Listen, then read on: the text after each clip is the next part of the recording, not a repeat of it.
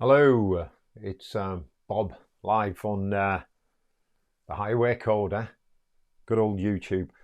Yeah, welcome to the live stream today, question and answers. Get on here, get your comments on, and we'll have a look and see how you guys are doing. Been speaking to most of you this week anyway, online. Classes seem to be going successfully. A couple of online sessions in Muay Thai, which is always bizarre, doing Muay Thai online, solo drills. And of course, we had the meditation session last night, which appears to be going very well. People seem to be really sort of getting into it. So, any of you guys out there and you want to put out some comments, it helps me think about something to say. Otherwise, it's like a radio show without guests. And as I can't play music, well, yeah, that's the way it is. So any of you guys out there, come and talk to me, and yeah, we'll see where we go from there, guys. I think I might have had a comment then. No. Yeah, Matt. What should I make the kids for lunch? That's a good question. What shall I make the kids for lunch? Hard-boiled eggs and nuts, Matt. Hard-boiled eggs and nuts, which is actually the name of a comedy show me and another chap are going to be doing on YouTube just for a laugh. Well, that is the general idea.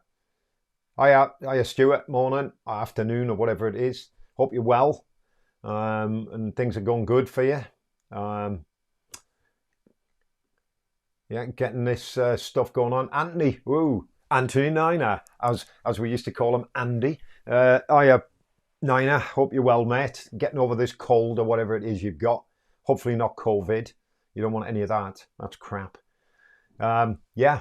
So far the questions are, what shall I make the kids for lunch? So any of you guys got any ideas what you make the kids for lunch?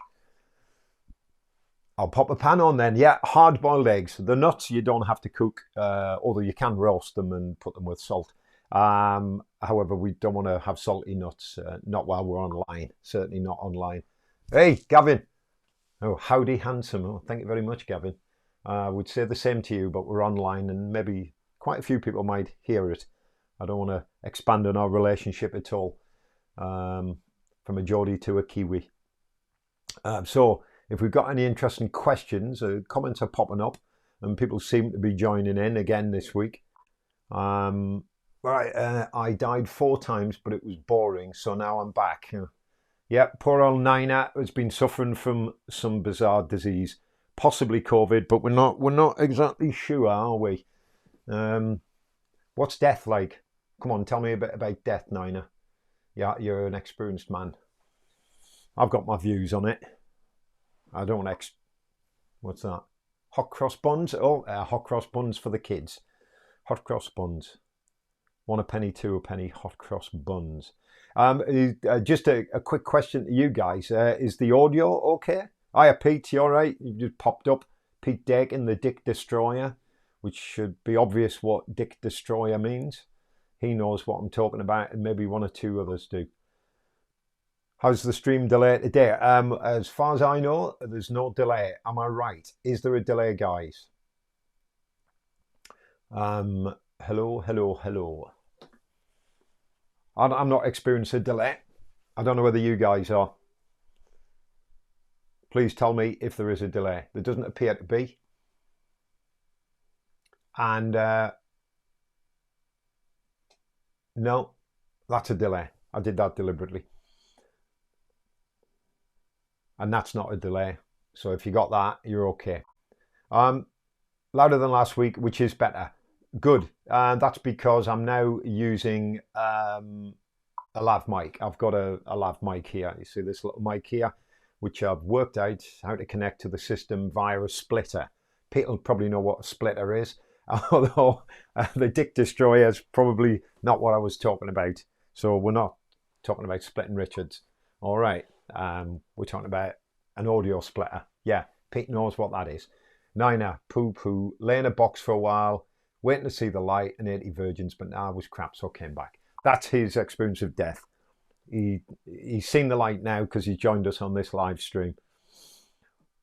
A 1-minute delay between my tying those and you talking. Me typing those and you talking. Also, maybe there is a delay.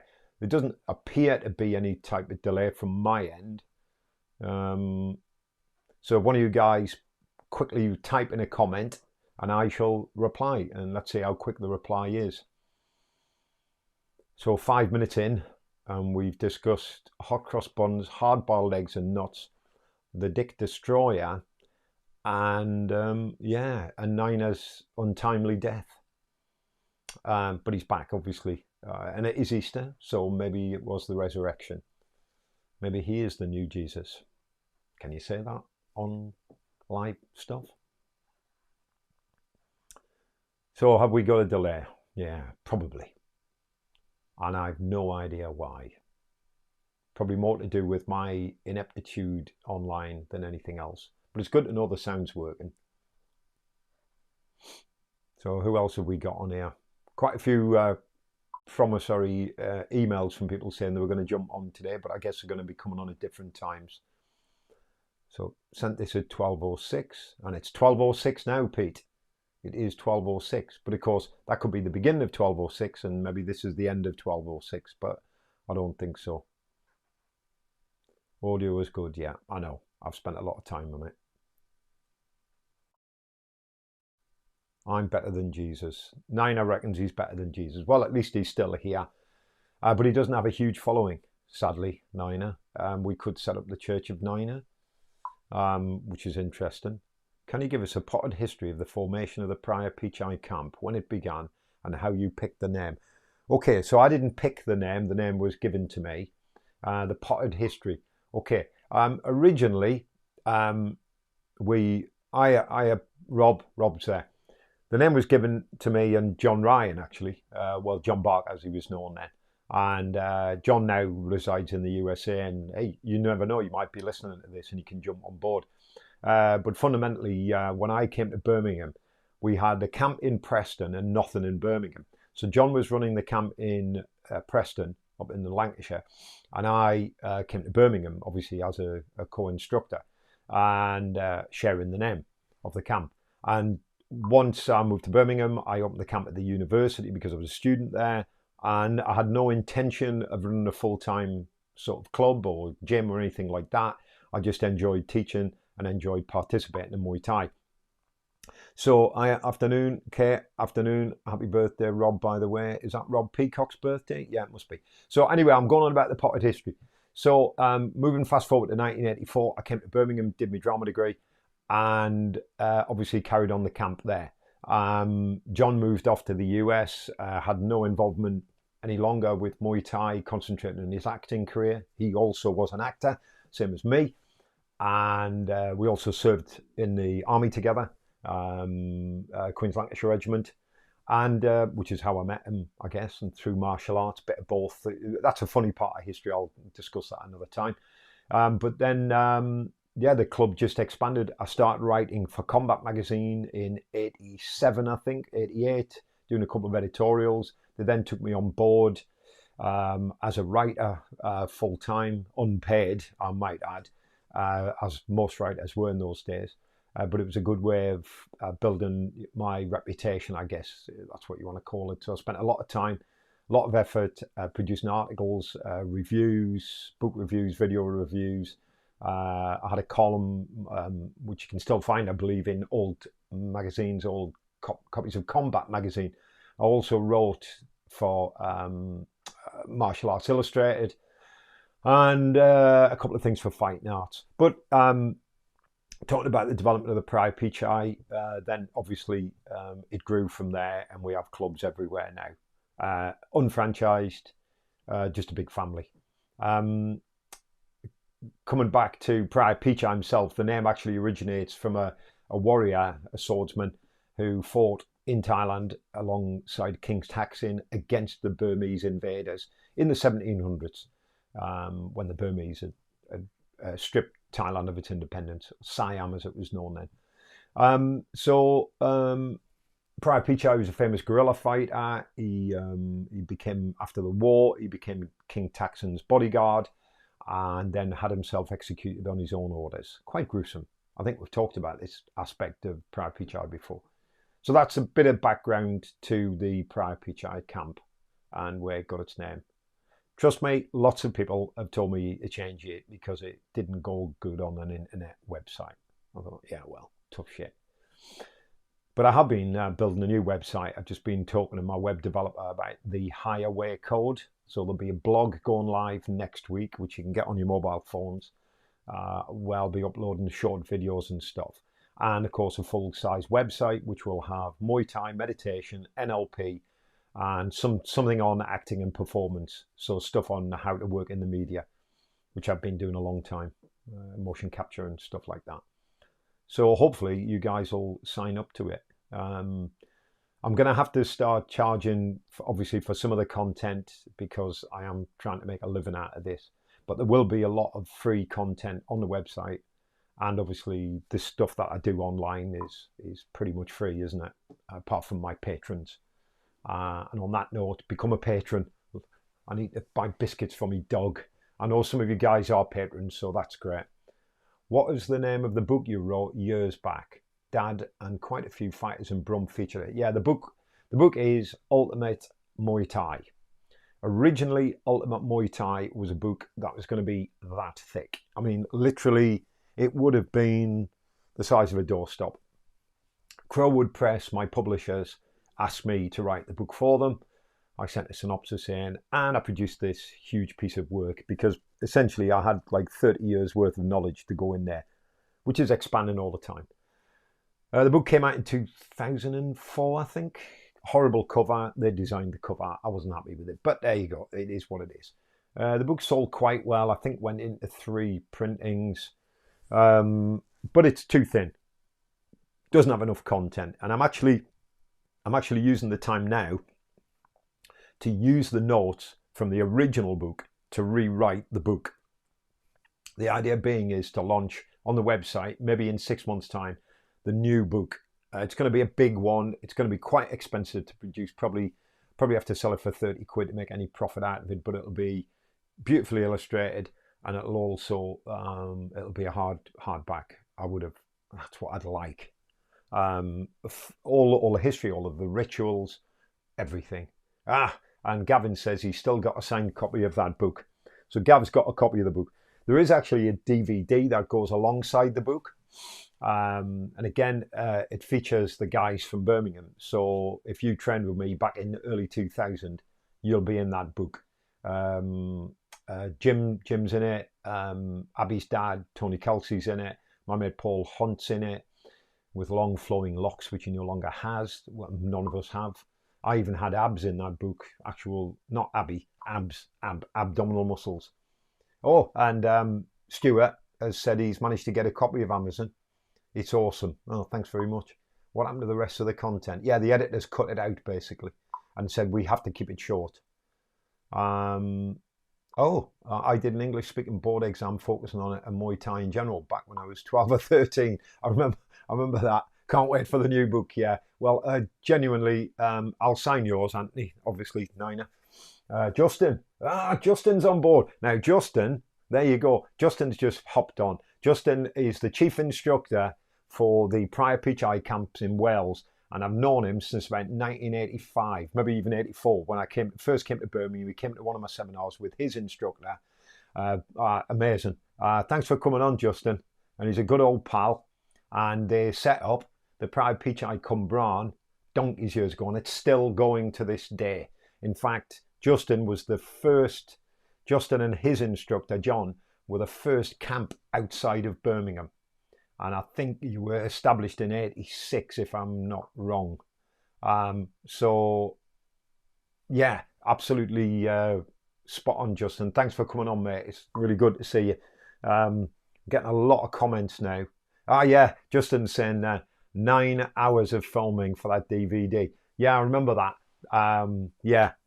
We didn't have a script, did we? And the director was like, so have you done a script for this then, Bob? I went, no, I'm going to do it straight off the top of my head.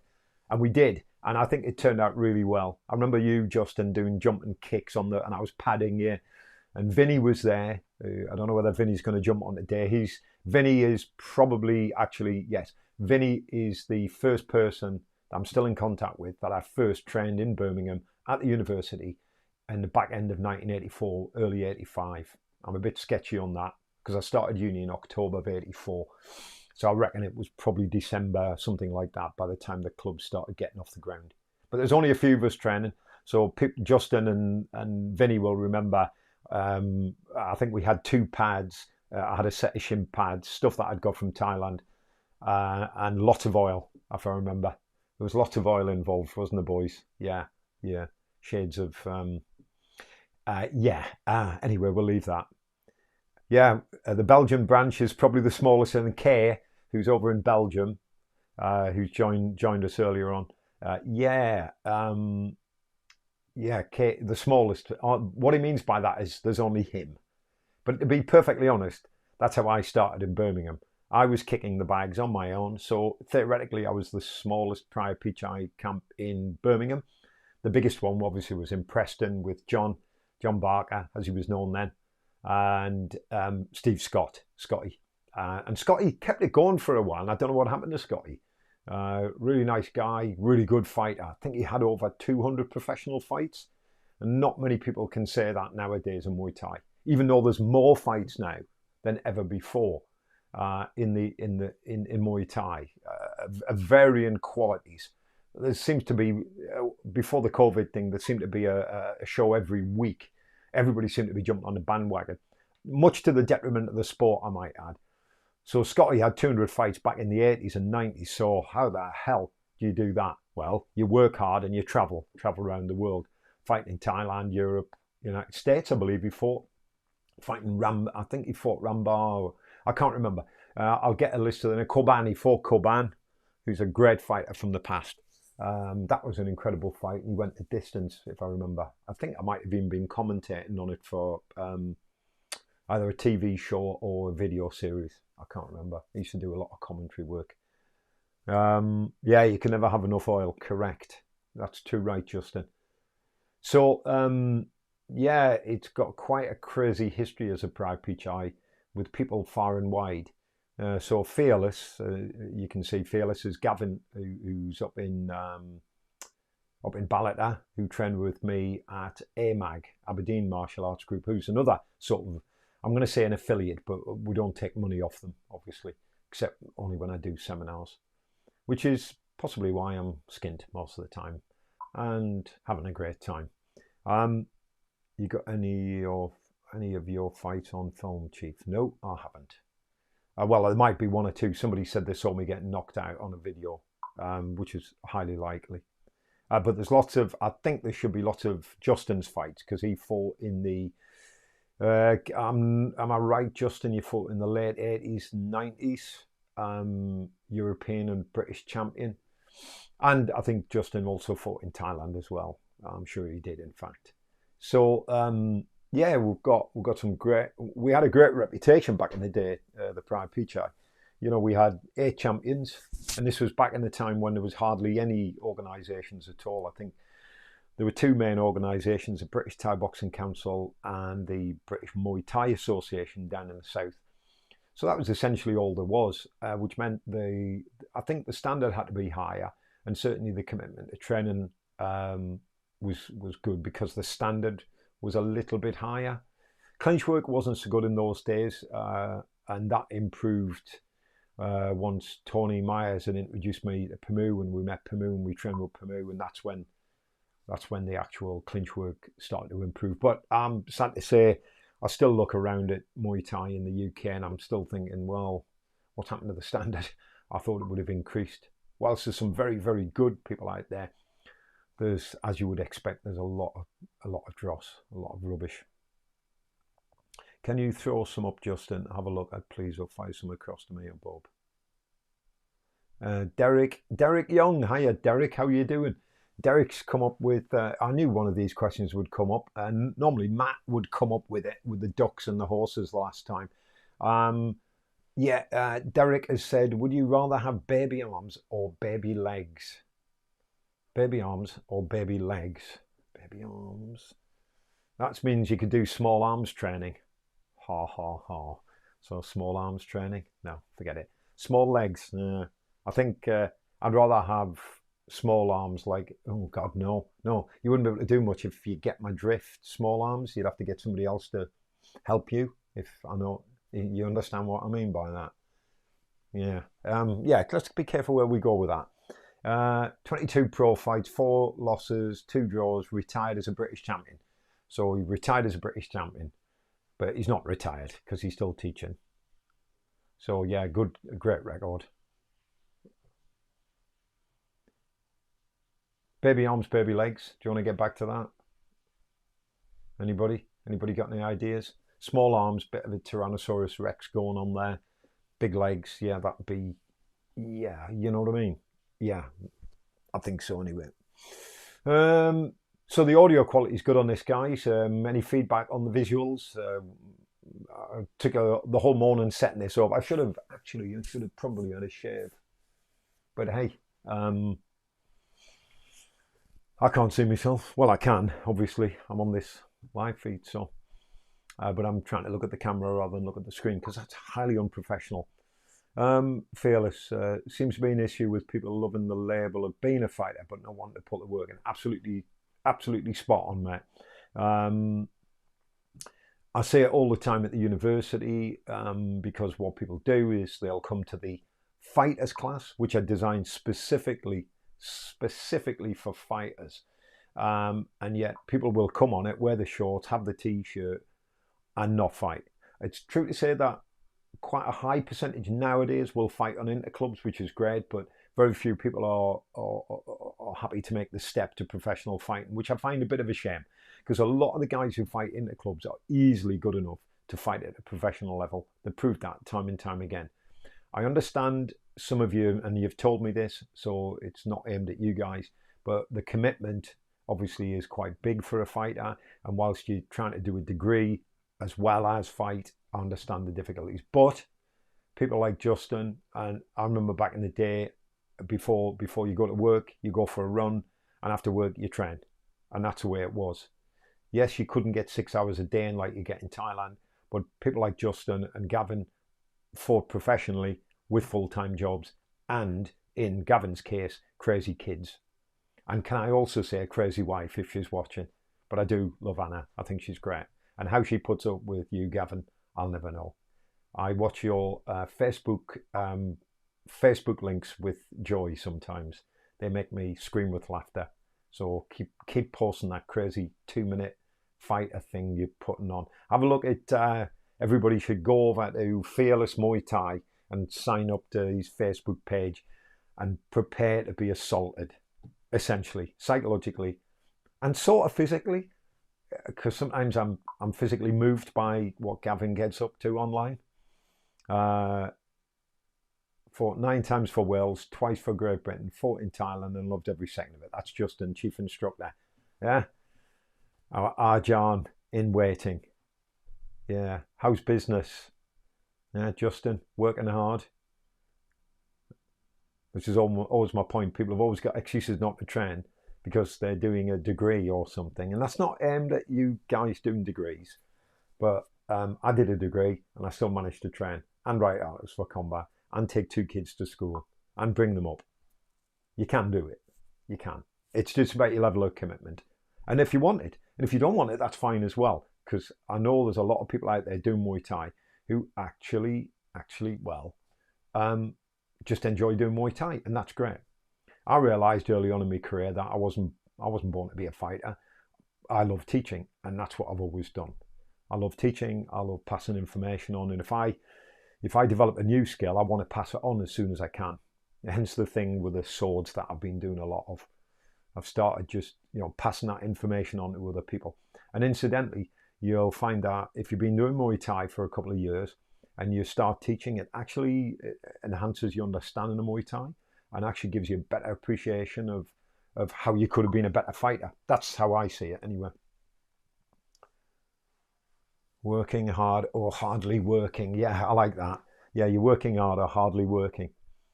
Good point there. So, yeah, incidentally, just for the instructors out there, I came across a really good book, as I always do.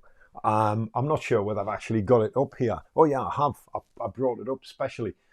I didn't realise there would be lots of instructors coming online, which is great because there's a lot more out there who I haven't got a clue where they are. you know, we've got about 200 people on the validated instructors page, and we get about 10 people reply to my comments, which quite frankly pisses me off a bit. You know, it would be good that we're all supposed to be this family and give each other a bit of support. That would be great. So that's, I'm not getting at the guys who give me support. I know who you are, you know who you are. But there's quite a lot of people who just seem to be, either they've given up Muay Thai, in which case get off the page and stay friends, obviously. But the validated instructors pages for people who are actively training with me and are validated, or at least keeping in contact with me. There's quite a lot of people on there just don't reply to anything I say. And there are those of you who are. So yeah, I appreciate that, guys. I'd rather have 10 of you than 100 online, to be honest. And we all mutually support each other, because I've never taken anything from you guys, you know, other than a little bit of cash when I've done a seminar. I suppose that's taken off you, isn't it? Yeah. Well, I have done gigs for next to nothing, to be honest, and I've enjoyed every minute of it because I love Muay Thai. I'm telling YouTube you swore. You can actually swear on YouTube, but you can't, not in the intro and not in the outro, and just the odd profanity you can use. But I'm preferring not to use any profanities if I can, which, as most of you who know me, I'm finding extremely difficult. But having worked on radio, I know the score. Okay, so, well, you can get the Justin's level, Stu. You just work hard, mate. It's all, you know yourself. It's about motivation and having confidence in your abilities. Right, the book I'm trying to talk about. Oh, we are running a skeleton crew at the moment, Bob. Most of the lads are furloughed, of course, yeah. And we do a lot of engineering work for pharma and food. So yeah, Justin is a director of his own engineering company down in Cumbrawn, one of the few that was left after the crash in 2009, 2010. And yeah, things are going well for you, hopefully, mate. But you know, we're all in the same boat with guys being furloughed. Some people are not having any jobs at all, like Nina. You know, his company just shit on him before this all happened. So poor Anthony, take him a food parcel or some porn or whatever that you do with young men these days. Okay, Stuart. Rob Peacock. I learned the most when I started coaching. Yeah, absolutely. It's a great way to improve. So if you've been training a few years, just get into teaching. Get into teaching as soon as you can.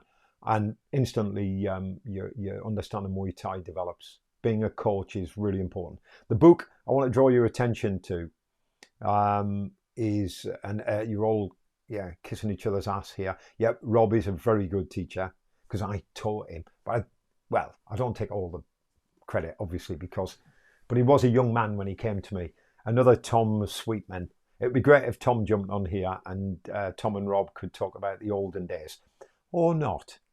Let's maybe not go there. So the book that I was mentioning has nothing to do, absolutely nothing to do with Muay Thai. It's to do with historical European martial arts. But it's a fantastic book. And if you want to come up with some ideas about structure and so on, you know what? I might even be writing one anyway or putting something together. I mean, I've started talking about performance as an instructor online. And there's going to be more of that content going on to the Higher Way Code. So if you're not on the Higher Way Code on YouTube, go onto it and subscribe. Hit the subscribe button, bang. You know how to do it. Anyway, and tell all your mates, because the more subscribers we've got, the bigger the thing becomes, and the more fun we have. And yeah.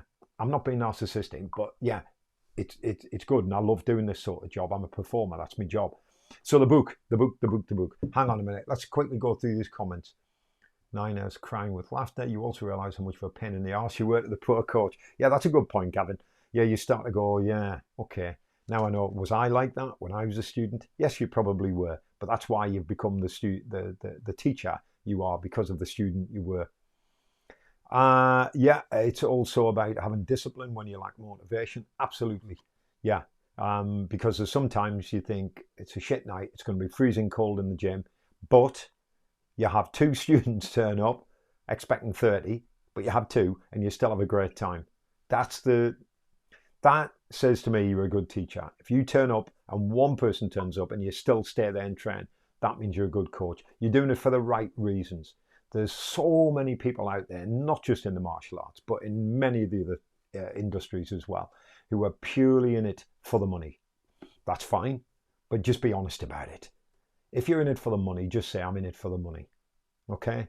To me, the martial arts and money, it's a bit of an anathema.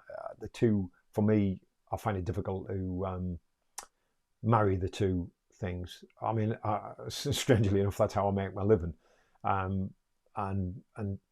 I've never focused on the money. So I think if you're looking for a teacher, and this is a good point actually, if you're looking for a good teacher, do they talk about money and memberships, signing you up, or do they talk about Muay Thai?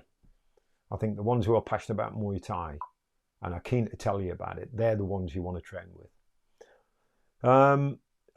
Pete says small sessions are the best sessions for us students, in my opinion. Yeah, absolutely. And Matt's asking a question about acting here. Let me just go back to the book I wanted to talk about. It's the Theory and Practice of Historical Martial Arts by Guy Windsor. He's a good writer, beautifully put together book. If I'd seen this book, okay, there it is. If I'd seen this book, right, before I wrote my book would have been different. Honestly, it's a great book, quite thick. How many pages? 339 pages. If you're an instructor, you don't have to, you don't have to get into sword to do this. It's about sword fighting, but nevertheless, it's a great book. What books on acting? Right, okay. Oh dear, how long have you got? There's lots of books on acting. Okay, Stanislavski, probably, it's the Bible of naturalistic acting. Okay, so the Stanislavski method. So any books by Stanislavski, and I reckon if I have to pick one, it would be An Actor Prepares. It was the first book I read on acting when I was at university, and I used it a lot. It's one of those books that's got underlining in it and pencil and highlighting, and I used it all the time. And that's for naturalistic acting.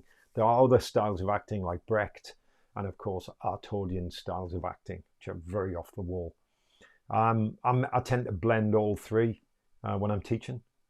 So who knows? You're getting a bit of Brecht, you're getting a bit of Artaud, and you get a bit of Stanislavski when you're training with me. So An Actor Prepares by Stanislavski.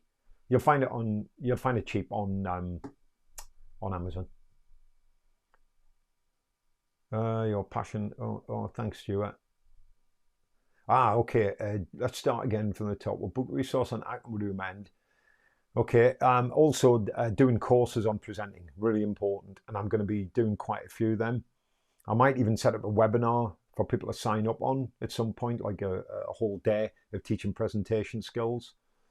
And I can do that quite easily. I've got enough equipment to set a studio up now. And I can talk to you about how to change your mental state, which is important, how to learn lines, which is important. Not so much for Muay Thai. But for acting in general. But definitely when I used to run the old instructors courses, Rob Peacock might remember these, and Justin probably, and Matt, it was more about drama than it was about Muay Thai. So it was learning to present yourself in a way that people would have confidence in you, and it was entertaining. And the main thing is engagement. Can you engage the students? That's the key to it. Too many people don't. They can teach, they've got the knowledge, but they don't engage with the audience. And I always call it an audience because you're a performer. So as a fighter, Justin says, as a fighter, doing the judges and referees course improved me as a fighter. Absolutely. Judging and referees courses, if you can get on one of Tony Myers's courses, and I mean, I do the basic ones to get you up to speed. And people have said my judges have been really good, so obviously I'm doing something right. Actually, here's an interesting thing. Me and Tony Myers qualified as judges and referees in Thailand together in 1994, 96. I can't remember when me and Tony went out together with the British Thai Boxing Council. Anyway, we qualified together. You got me to talk for 5 minutes about... Yeah, I actually did. On the instructors course, we used to get people up to improvise about anything that other people would choose. It would put you on the spot. Bit of opera singing as well. That was always good. Okay. Abby, I would be interested in the webinars. Yeah. Okay. Well, keep your eyes open on on my pages, on Facebook, on Twitter. I'm on Twitter as well, guys. You know, I've been on Twitter forever, and Pinterest and Instagram. I haven't posted anything on Instagram recently because we've had no classes. And generally, Instagram was where I would post pictures of the classes and the odd picture of a book or whatever, if I was fascinated by a specific type of book. Those instructors courses, they were fun, weren't they? You know what's missing from this? Music. Yeah, we could have an interval and go, and now for a coffee break. I'm just nipping off for a coffee and put a little bit of music on. Sadly, copyright prevents me from doing that. However, Abby could sing for 3 minutes. So those of you who don't know Abby, she's on the meditation group. She used to be a student of mine. I trained her dad, and she's an amazing singer. And she's just brought out a new record. If Abby, you post the link for Spotify, if I could do it, I would, but I don't know how to do it on here. So if you can post your Spotify link that you sent me, then yeah, that'd be great. Gavin, I remember one of Bob's early seminars was over 2 days. My car broke down. The bus was late, so I had to run over to one of the other villages to get my friend to drive in. I think I remember that. Yeah, you had to get Aberdeen from Ballata, which is bloody miles, and it's cross country. It's a nightmare journey. But fair play to you, Gav. You were always there. You were one of the few people who actually travel over. We had a guy in Arbroath, but he never ever came up, which I thought was a bit sad because Arbroath's probably the same distance as Ballata. But there you go. Hey, I don't know what happened to the Arbroath camp. His son took over and then it fell apart, I believe. It was that much fun. Yeah, thanks, Gav. I tried to make it fun. You know, I used to be a comedian, you know. Yeah, those were funny days. 1987 to 2001, I think, was the last gig I did at Leicester Uni. But then the amount of work I had on at the time, it was just impossible to do comedy and martial arts and NLP and what else was I doing? Motion capture and obviously bits and pieces of acting work. Good shout, I need a coffee. Yeah, well, make me a coffee, Nina.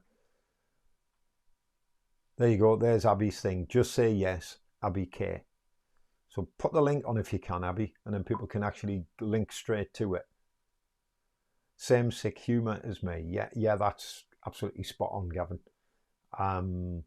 Some people don't like it, but do you care? No, because you end up with the people around you who like that style of delivery. Can I call it a delivery? I guess that's what we do. We deliver information in our own unusual sort of way.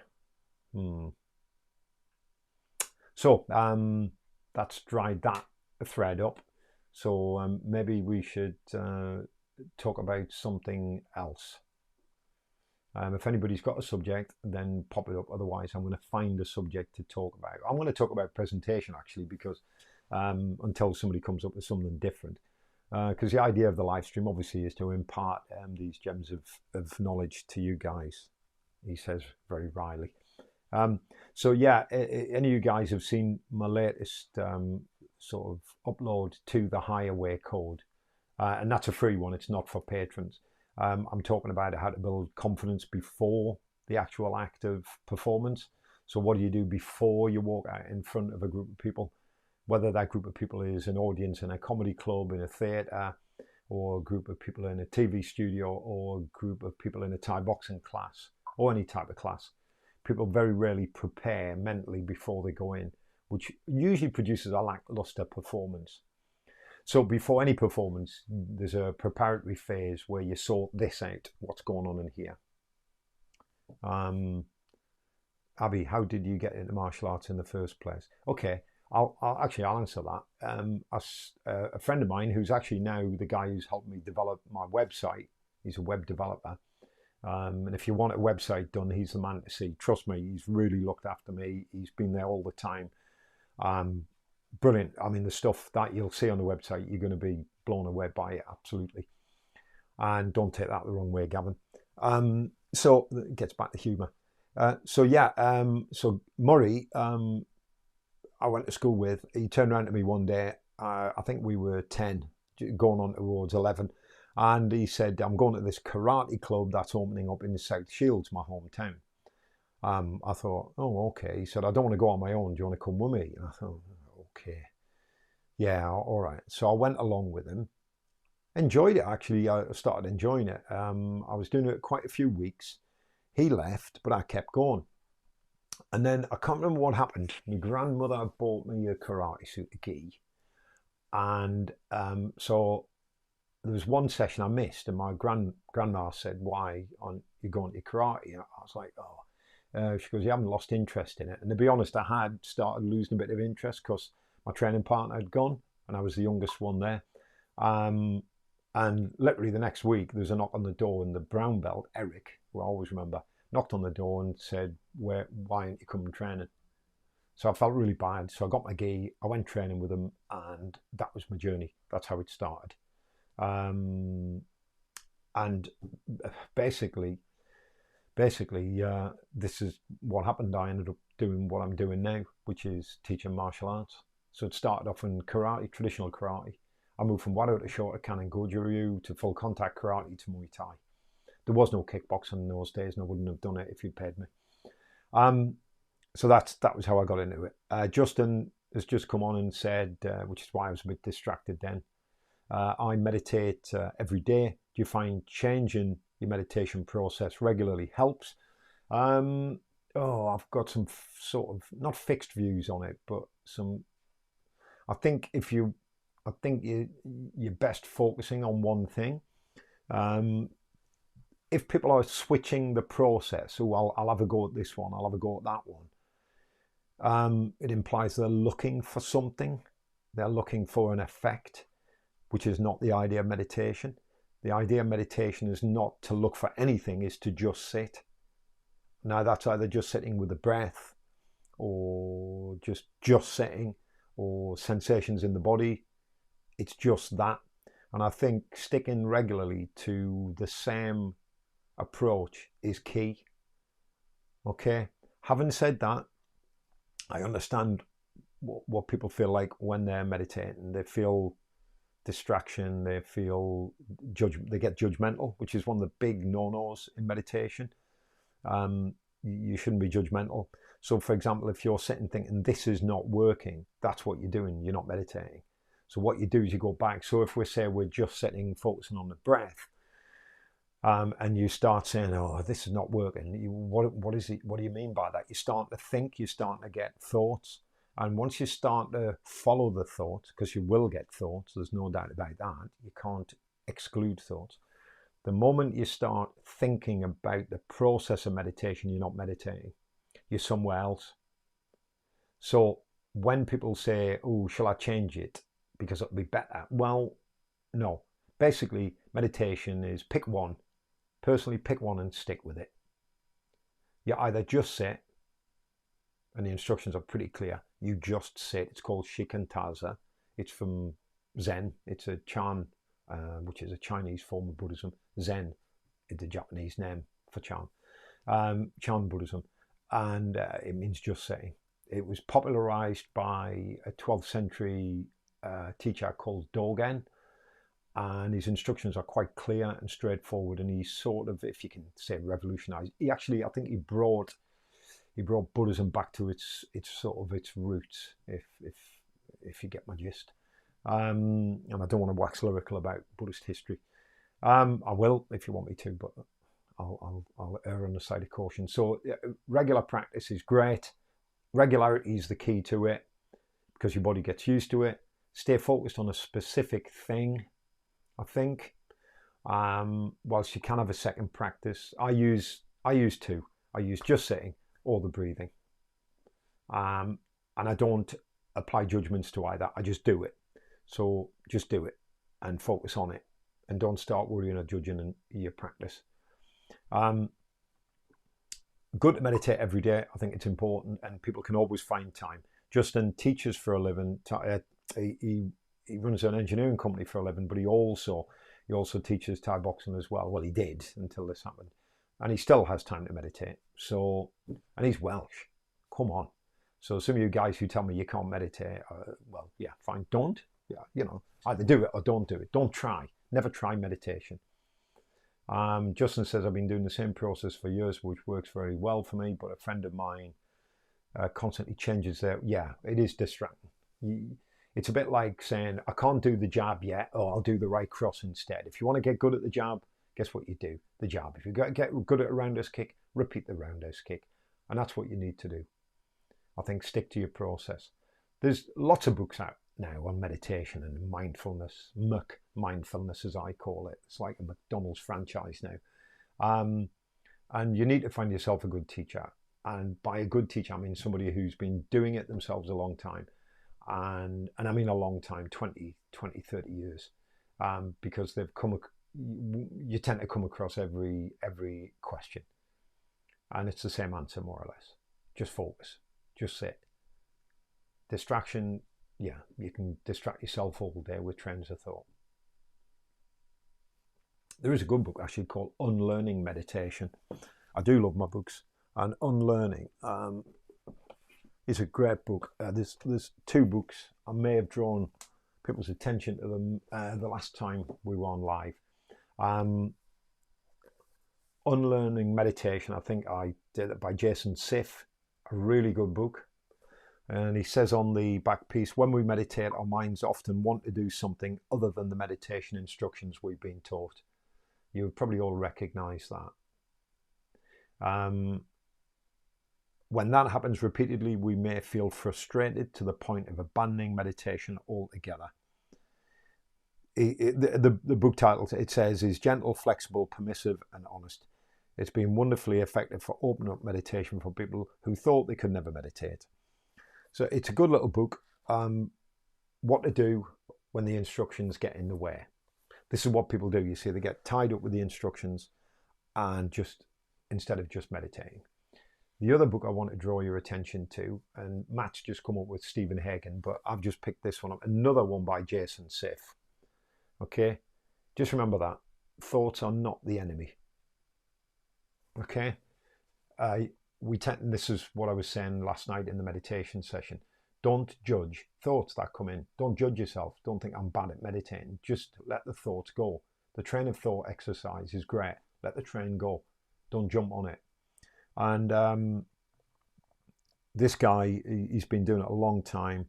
And according to Jill Fronsdal, who's a good writer of books on meditation and historical Buddhism, he said it's a respectful, intelligent, and refreshing approach to mindfulness of thinking. Rather than viewing thoughts as problems for meditation, Jason describes a holistic approach to freedom through a wise exploration of thinking. For anyone who struggles with thoughts in meditation, this is a good book. Okay? But again, the book is the raft. Once you've used the raft, get rid of it. You've all heard the simile of the raft. Yeah? So you think of the teachings as the raft. You use that to get to your end point. Once you get the end point, you don't need the raft any longer. Okay? But like finger pointing at the moon. Do not confuse the finger for the moon. And all that sort of nonsense. Anyway, thanks for the chat. Yeah, Gav, yeah, obviously, good for you. Thanks for jumping on. Thanks, Gav. And I'll see you possibly online Thursday night. I know some of you have been having problems getting emails. Hopefully I've addressed that now, changed me thing. Okay, Gav, see you later, pal. Matt Caulfield, Stephen Hagen's Meditate Now or Never is really, really good. It's not, I think, I can put my hand on it. I'm not sure. I've got books everywhere because I keep pulling them out. And Stephen Hagen, oh, no, you know what? I don't know where that book is. It's called Meditation. I think it's just called Meditation. And I think the Now or Never is the subtitle of it. Never mind. But Stephen Hagen has written some great books. Stephen Hagen. He wrote Buddhism Plain and Simple. Buddhism is Not What You Think. Actually, Stephen Hagen's best book, without a shadow of a doubt, is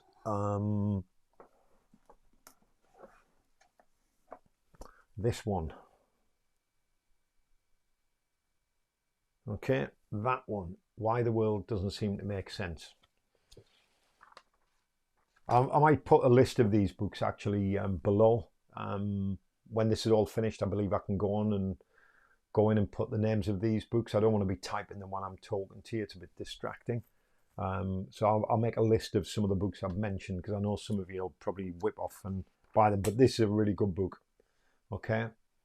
It's a down-to-earth, sort of practical, non-technical response to the sort of questions that science and philosophy sort of pose, really. Okay.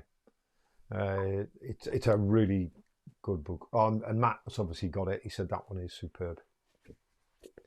It is a good book. I agree. And obviously, I have lots of books. And did any of you guys get any of the books and start reading them? And have you all been practicing your meditation? I wonder.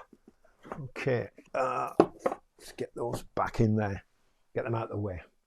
Yeah, the meditation book. I don't know where that's gone. I thought I saw it. It's probably on another bookshelf somewhere, which I find ridiculous because I shouldn't be moving them around.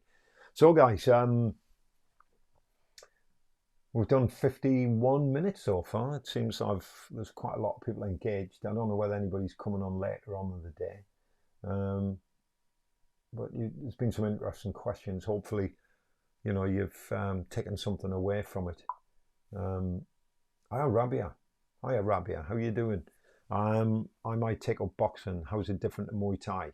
Yes, very different. Boxing is simply the hands. In a nutshell, boxing is the hands.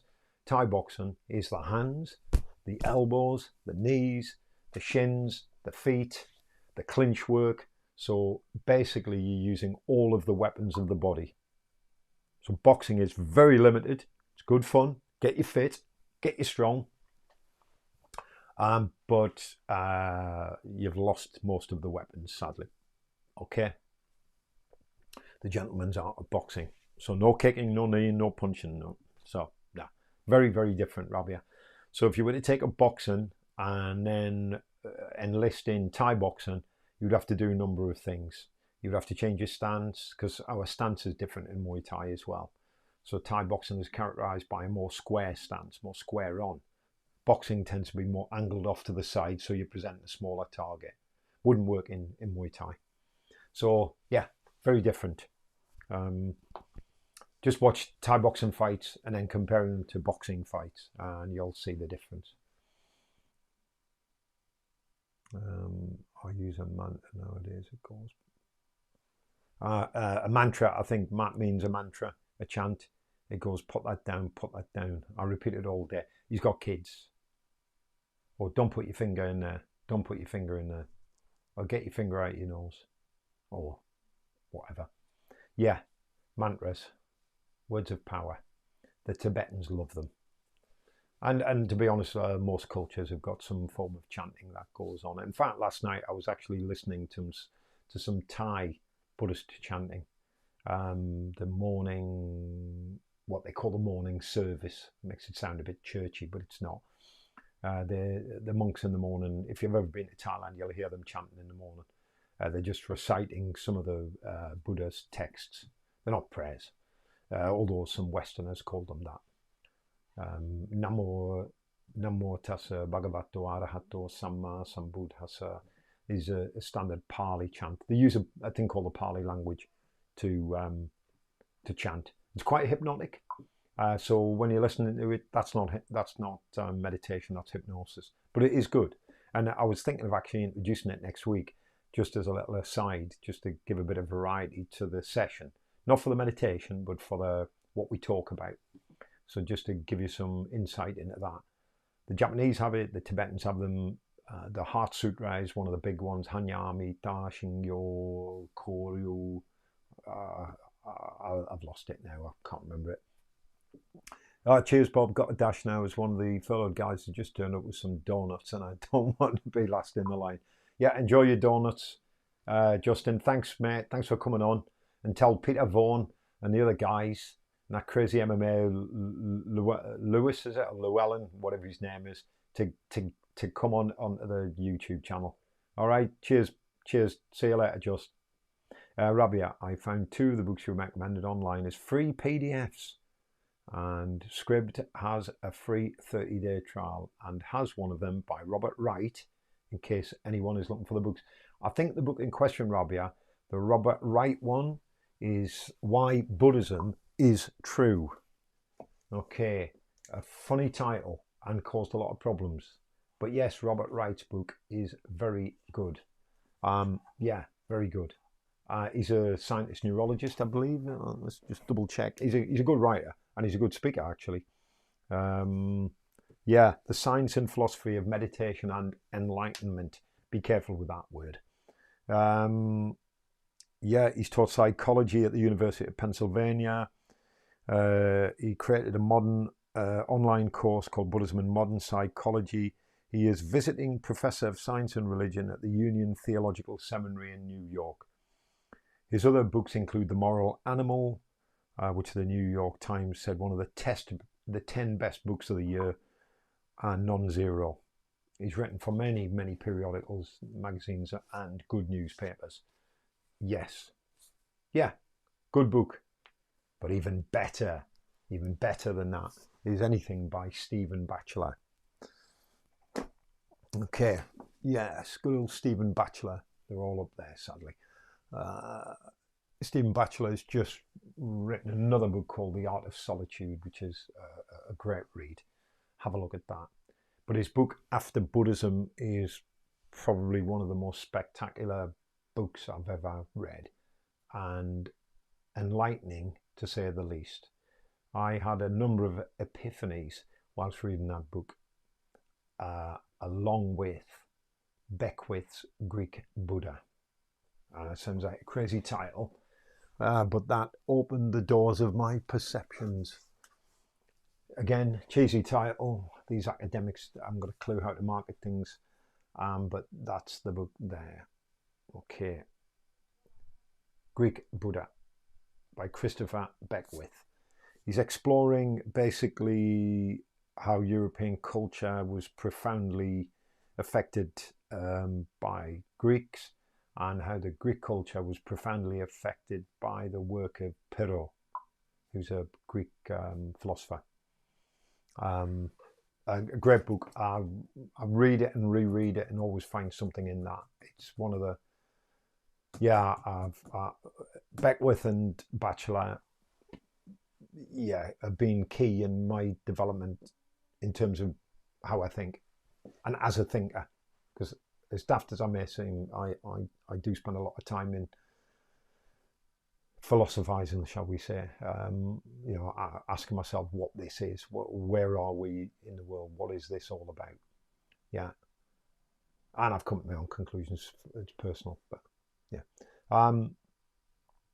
And found the free PDFs of Stephen. No, please don't link PDFs. I'd rather people bought the books. I've got a funny thing about PDFs.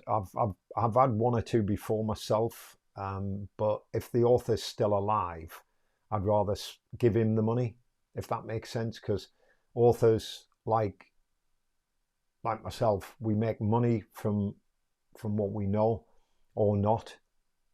So I prefer it if people buy the books. And I know a lot of people are skint at the moment, but if all you do is write or teach meditation, you're not making a lot of money. And I know people uploaded or photocopied some of my books. That meant I was losing, okay, it wasn't a lot of money, 75p per copy. But when you haven't got a lot of money, 75p adds up when you sell 1,000 books. So I've got a thing about uploading free books, particularly if the author's still alive. If it's Richard Branson, then yeah, fine, upload away. Yeah, the guy's a multi-millionaire. But most authors, Stephen Batchelor, Stephen Wright, Stephen Hagen, people like that, they don't have much money anywhere. Not that that's not what they strive for, but it would be nice to see that they get something. And even though I've had a friend of mine wanted a copy of After Buddhism, so I bought it for them, because he said, I'll get it off the internet, I'll get a PDF. And I said, no, I'll buy it for you for your birthday, because he couldn't afford it, and I understand that. I don't know how the authors themselves would feel about it, but I've just got to think about it. Fab Q&A, Bob. I've got to go and give an online singing lesson. So Abby's off to give an online singing lesson. Have a great one, Abby. I hope you have a great afternoon. And hopefully see you next week for the meditation. And of course, Thursday night online. And every Wednesday, Q&As with me. I hope I didn't go on too much about the PDFs. So, if we're coming to a natural conclusion now, guys, that's been an hour and 21 seconds to be fair. I've got a countdown thing on my default settings here. We've had 12 people watching, 3 thumbs up, which is great. And it was nice to see some of the guys, Rob Peacock and people like that. I don't know whether Rob's still there. He might want to add something. Probably quite a few of you have had to go now. So if there's no other questions, guys, I just want to thank you for coming on board today. Off to do some stuff, phone calls and things like that. And yeah, be great. I didn't go on too much about the PDFs. Paper books are just not, I agree. Paper books are nicer, Pete. Yeah, being able to hold, hey Rob, you're still there, good man. Being able to hold a book while you read it is great. I can't even get on with the Kindle things, to be honest. I see the benefit and their value, but I'd rather have the hard copy book any day, and because I can fill my shelves up like that. It's my main thing that I'm attached to, I guess. Well, not attached to, but I do like. Yeah, take care, Rob. Go and prep your lunch, and I'll hopefully jump on board next week, mate. And let's hear some of your seeds of wisdom. Paper books, you can't carry them around if you... that's true. Yeah, you've got a good point, Rabia. That's where Kindles would come in. And I guess if I was a foreign student and I was traveling, absolutely, I'd be taking books on Kindle. Yeah. I didn't even think of that because I don't travel much nowadays. I haven't been to Thailand for donkey's years. But I guess, yeah, makes absolute sense. Oh, 16 today, Kay says. Okay, Kay's on his way out, so thanks a lot, Kay. We need to keep in touch about your next lesson for sword. I'm conscious of that, so get in touch with me about your sword lesson online, and we'll carry on with that. We need to go through the doubling exercises. Seeds of wisdom, I don't know. Yeah, seeds, good. A full bookcase is super satisfying. Yeah, okay, nice one, Pete. Yeah, well, you should talk about some of your books, Pete, and that's what we should do. We should do some talk about different books. I know you can only put comments, but I can quickly look it up and try and get some information on it beforehand. So if you want me to talk about any specific subject, either leave it in the comment section here on YouTube, yeah, down below, or just email me or text me or message me or whatever, and I'll do my best to talk about it. Yeah, Stuart, I'm going to give you a call in about 10 minutes, mate. When I come off this, I just need to have a chat with you. Oh, Pete, I had to abandon most of my books in Bristol. What did you do with them? What? I've never abandoned books. I carry them around in boxes with me. It's a nightmare. I've got a loft full of them. Boxes of books. On drama, probably. All the ones that are down here are martial arts, engineering and philosophy, and lots of it, books on Italian language. Okay, guys. So we're going to have to close it there, I'm afraid. It looks like most of you guys are going. So thanks very much, guys. It's been really, really good. And just like to thank you for coming on. All of you have been on. Too many to mention. Rabia, Kay, Pete Dakin, Rob Peacock, Justin, Matt Caulfield.